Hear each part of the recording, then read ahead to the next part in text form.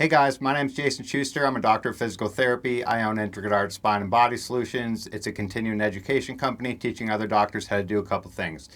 Today we're going to talk about gastric pentadecapeptide body protective compound 157 or BPC 157. It's one of the best, safest, most effective peptides out there. It's a natural substance to help us improve our body's own healing, and the criminal public health agencies like the FDA and the CDC are currently trying to ban this stuff because they know how safe it is, they know how effective it is, and it's a totally natural substance that they can't patent and financially cripple the American public with. Gastric pentadecapeptide body protective compound 157. Right? That's a pretty good name. It's commonly referred to as BPC 157. That's how I'm going to refer to it, you guys. That's just a long word to say. So BPC 157. So remember, amino acids are the building blocks of peptides, and peptides are the building blocks of proteins. They're all made of the same stuff, it's just different amounts of said stuff, right? Peptides and the proteins are the things that actually do stuff in the body. So BPC 157 is a synthetic formulation of the natural compound, right? So all drugs, you guys, even if they're so-called natural, it's the natural molecular structure, right? But they're obviously, they have to be made somewhere, right? So they're derived from people's gut bacteria and stuff like that, and then they're made in a lab, right? So it's the same molecular formula as the one in our body, but it's being made in a lab. So that's just something to keep in mind, right?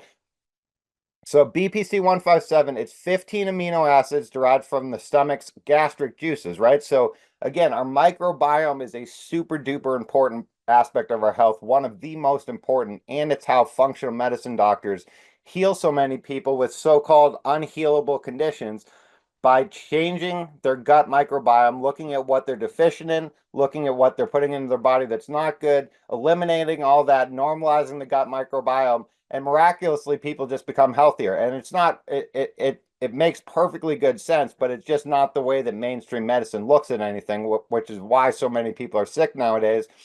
And it's also why, you guys, if I ever have to go to the doctor for anything, I absolutely 100% never go to anybody that accepts medical insurance, because that's not good medicine, right? That's total crap medicine. You go in, you'll see the doctor for 2 seconds. They won't care what you say. They won't look into what you say. They won't have the time to think about what you say, right? So when you go to a functional medicine doctor, typically you pay cash, but they actually understand how the human body works.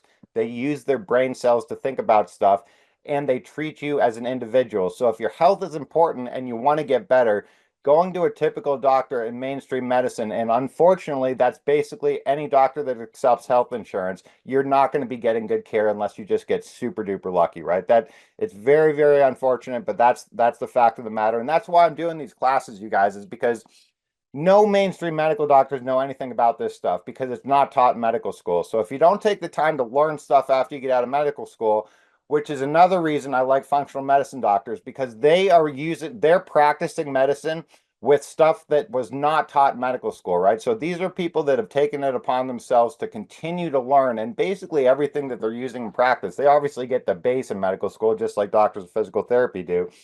But the high level stuff that they're doing is all knowledge that's gained after medical school. BPC 157 has similar effects to human growth hormone, right? Seemingly without any of the negative adverse effects, right? So again, I like peptides a lot, and I use these peptides because they're the natural building blocks that our body needs to do certain stuff. We're not putting in like the end product, right? We're putting in the base building blocks and allowing the body to use its own natural mechanisms to do with it what it will, right? So this is not like injecting foreign RNA instructions into your body, which can't do anything but lead to widespread destruction of every single cell in your body, right? And we're seeing that. These are natural peptides and proteins that human beings have had in their body for hundreds of thousands of years, right? So it's very, very highly unlikely that you're going to use one of these, especially after it's been tested in animals, that's going to have any significant effect of causing you harm. And it's also a good reason to make sure you know where you're getting these substances, you guys. And we'll talk about that at the end, right? So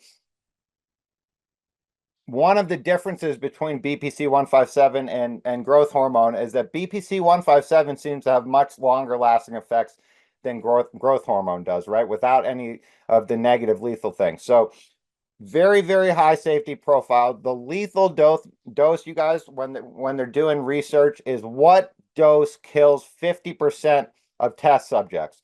So when they're doing this with mice and other animals, about 2 grams per kilogram of body weight is the lethal dose, right? So 1 pound equals 2.2 kilograms. So for a 150-pound person, that's 68 kilograms, right? So 2 grams, the lethal dose per kilogram of body weight. So that would be for if you weigh 150 pounds, the lethal dose of BPC-157 is 136 grams, right? 136 grams is the lethal dose for a 150-pound person. The recommended dosing schedule, and again, this is being explored right now, but the recommending dosing schedule for this, you guys, is 2 to 3 times a week on a schedule of like 8 weeks on, 8 weeks off. And the typical dose per time is a subcutaneous injection of 5 milligrams or 0.0005 grams, right? So 5 milligrams is 27,000 times under the lethal dose, right? So the lethal dose is 27,000 times the typical dose that you take. So it's not like there's any type of close ratio. If you take like twice the typical dose, that you may have a problem. No, you have to take 27,000 times the typical dose, and that would cost you a huge amount of money also. So that really is not an issue with BPC-157 or with any of these other peptides, you guys. And I have all this stuff included in here, right? So typically it's an injection. One thing to pay attention with BPC-157, and this is the case with some of these other peptides, and I've mentioned it in here. So one thing that BPC-157 does, and the way that it works, is it increases something called vascular endothelial growth factor, or VEGF, right? So some cancer drugs inhibit VEGF, right? So growth factors, if you have active cancer, theoretically could make said cancer tumor or whatever it is grow more because it's a growth factor, right? So if you have active cancer, that would be one thing of note to take into consideration, and that would be a time that you would definitely want to get a couple of opinions on, would this be something that you wanted to do if you had active cancer or not. But who knows, you guys? These are things that we don't know about this stuff. A lot of these things are shown to have really, really potent anti-cancer effects also. So although it does upregulate VEGF, there's plenty of studies showing that if you take BPC-157 and these other peptides with cancer, again, this is my thought on it, because they're natural peeling peptides, our body can do a lot of different things with said peptides based on how our body methylates or phosphorylates or decarbonates or breaks down the proteins, right? So our body can add charges onto the proteins in different areas. It can add molecules or remove molecules, and that changes the structure and function of the protein. And these are things that we don't understand how they happen in our cells, right? Different genes code for different proteins, but they don't code for how the proteins are going to work, right? That's the thing. There's so many different layers of non-understanding that we don't understand right now, that most people in school, if you just believe that everything what you're taught in school is true, you may come out of school believing that we understand that the DNA basically guarantees how you're going to be, and that is more or less totally wrong, right? Okay, so another study. This guy's great, you guys. Dr. Edwin Lee, he's a medical doctor. I have his website down here, clinicalpeptidesociety.com. That's a great, great website. He's got a bunch of PowerPoint presentations on there. He's a person that's actively using all these peptides with his patients every day. I've listened to him speak for hours and hours. I've read his research. Again, there's basically no serious adverse effects with any of these peptides, and that is something that cannot be said for any over-the-counter medication. Most over-the-counter medications, and especially most prescriptions, one of the side effects is death, including ibuprofen, which has death listed in the side effects 3 times if you look up the full side effect list. Death is not a side effect of these peptides, right? So this study, you guys, in this animal study, they could not find a lethal dose to kill 1% of the population, right? So they couldn't find the LD1 dose. So they've done lots and lots of studies on animals with this stuff. And this is one of the things that you guys need to keep into consideration. So the pharmaceutical companies, and this is just their pattern of behavior with everything that they do, is if they find something that's very healthy and healing and it's natural, which means they can't patent it and it's probably safe, what they do is they say that it's super duper dangerous, it doesn't work, and then they put hundreds of millions of dollars looking into how they can change the molecular structure enough so they can get a patent on it and sell it for a ridiculous amount of money like they do with Ozempic, rather than just giving people on the natural substance, semaglutide. So they can't patent semaglutide. That's why semaglutide itself is not typically seen on commercials. You can't patent a natural molecule. And what happens when you start changing the molecular structure is it's in a structure for a reason, right? Once we start screwing with it, that's what gives things a lot of the side effects they have, and it changes the way that they work, and it makes the substance not so recognizable as a human by the human body because it's been changed, right? So BPC-157 is the natural form, right? They're not, it's one that they're trying to take off the market right now. So the FDA is actively saying that BPC-157 is dangerous, which is 100% false. That's an active, knowing lie that's limiting very, very healthy, safe medical treatment for the entire population of the United States just because they can't make money off of it. Right? It's absolutely infuriating. It's unacceptable. Unfortunately, that's the way it is, right? So they did one study with BPC-157 in spinal cord injury rats, right? They've done it for anti-inflammatory effects, healing of neurons, brain injury, concussive trauma. So BPC-157 seems to be very, very helpful for concussions in cases of encephalopathy. In other studies, BPC-157 was given at 200 micrograms per kilogram 10 minutes after injury.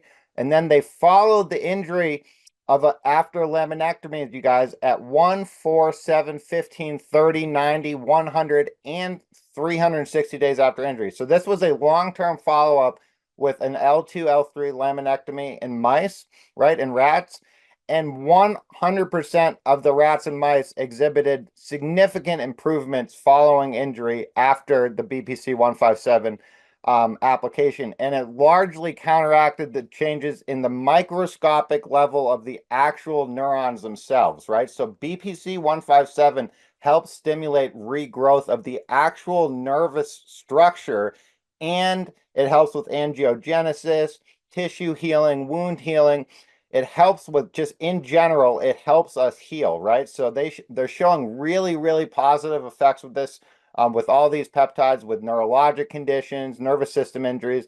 It's basically just giving the body the very, very base elements that it needs to heal, right? So if the body runs out of energy, which it does in most humans because we're not in good shape and we're overweight, and if those two things are true, most likely, most of the tissues are going to be hypoxic. The mitochondria are not going to have enough oxygen to make enough ATPs. The cells are going to run out of energy. We're going to start relying on other things like pyruvate for energy, which is not necessarily a problem, but it can be a problem in some instances.